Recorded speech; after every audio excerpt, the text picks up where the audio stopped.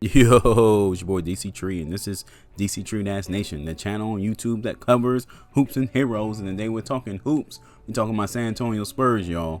And the news has been kind of slow. We're about maybe 3-4 weeks away from training camp, maybe sooner than that. Let me know in the comments. And I'm just trying to come up with things to talk about, to be honest with you. And one of the things that's been on my mind is this whole Primo situation. You get what I'm saying? Should I give this guy more of a fair shake? You know, I've been pretty negative since he's been, drafted. But don't get me wrong, guys. I'm not rooting against this guy. I hope I'm wrong, man. I hope I'm like more wrong than people were about Team USA. And Greg Popovich leads them to gold here in Tokyo. I hope I'm more wrong than a Ben Simmons free throw. All those right-handed push-shots, but he is left-handed, and he barely tipped iron on that free throw. I hope I'm more wrong about Primo than Josh Smith was wrong in the finals that time. Rebound goes to the Cavs. J.R. Smith brings it back out, throws it to Hill. Hill shot blocked. And we'll go to overtime. You get the feeling J.R. Smith thought they had the lead. Y'all get what I'm trying to say, man. I hope I'm wrong. And I got to thinking, what if, just bear with me, what if this guy is the next Tony Parker? Not in the way you think I'm going with this. I'm going a different route. But what if he's the next Tony Parker? But before I jump too deep into it, if you like my content, please sub to the channel. Okay, guys, I'm gonna jump straight into it. Now, I did title the video, "Is Primo the next Tony Parker?" But I'll be honest, I was being a little misleading.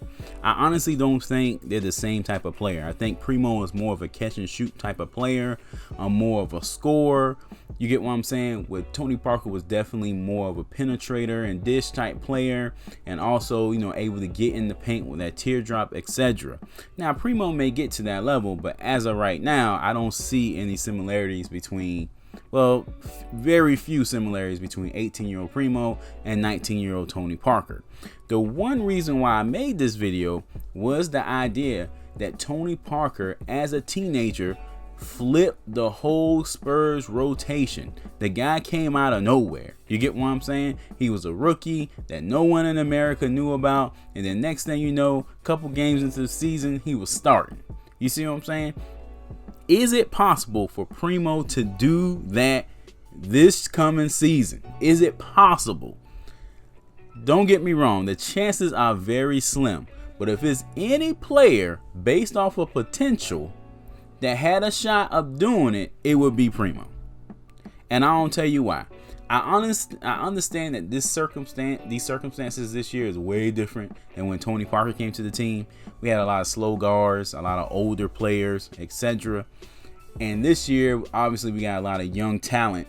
Lonnie, Derek, Murray, Forbes. So Primo getting, minutes is going to be hard. But it's not impossible. It's not impossible. And this year, hopefully Greg Popovich isn't as stagnant and is a little bit more open to letting young players play. Because, it's not a whole lot of veterans on the team anyway. We're not expected to make the playoffs. We're not expected to compete in the playoffs or make a championship run or anything like that. So this may be the year Greg Popovich may say, the hell with it, and give these guys a chance. Now, this is slim. I'm talking about slim. Slimmer than Ben Simmons making a 3 slim. Simmons, 5 to shoot, steps through off the side of the board, rebound, filters out to Simmons. No reset of the shot clock, and that's a shot clock violation. Ball did not get to the rim, so the Grizzlies get it. And again, this may not happen like it did with Tony Parker, like almost immediately at the beginning of the season, but we may be so terrible that Greg Popovich may say the heck with it and play Primo, and let him develop his all-star caliber talent. That's what most people are saying, that he's a potential all-star. The experts are saying that, he's not an all-star next season or the season after that, but potentially he has the talent to eventually have all-star capabilities. Okay, that's why he was drafted. So maybe Greg Popovich says, you know what, let's run with this guy and see what happens. I mean, it's possible. Like I said, it's slim, but it's possible. So that's what I mean, where he can probably be the next Tony Parker and really flip the script on some of the rotations that we expect to happen. Another thing about Primo that I want to address was his position. It's been a little confusion behind his position. I think in the combine he was playing the point guard, and that's what really caught the Spurs' attention. He did have some nifty passes in the summer league, so some people have kind of been whispering maybe he can play the point guard position. To be honest with you, I would definitely groom him as a 2 guard. I would not put him at the point guard position given our current lineup. Obviously, you know I'm a Murray guy, but it's not necessarily because of that. I just feel like the point guard position in the NBA will put too much pressure on him. To me, he would develop quicker and help the team quicker if we strictly make him an offensive powerhouse, a catch and shoot, get us a basket, coming off the bench for a quick 3, couple baskets here and there, microwave type of guy. And he will evolve into, potentially a starter and then potentially an all-star and so forth. I've seen Murray kind of struggle with the point guard position. Same thing with White.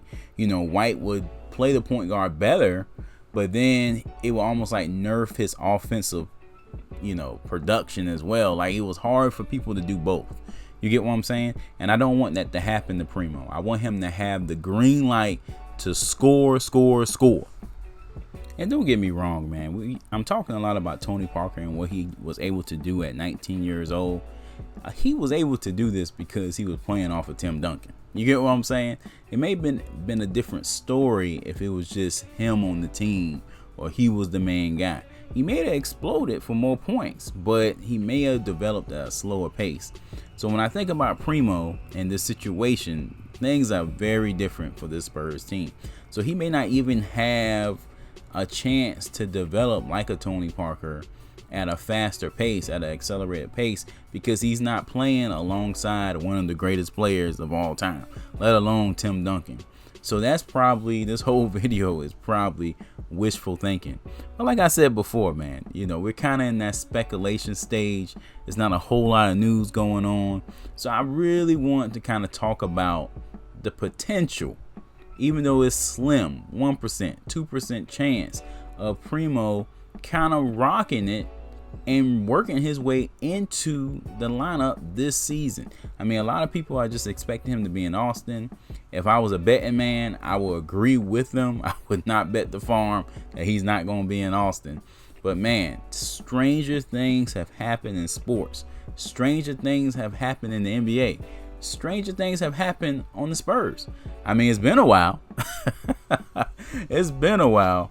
But heck, man, if this is the year, this is the year, to mix it up.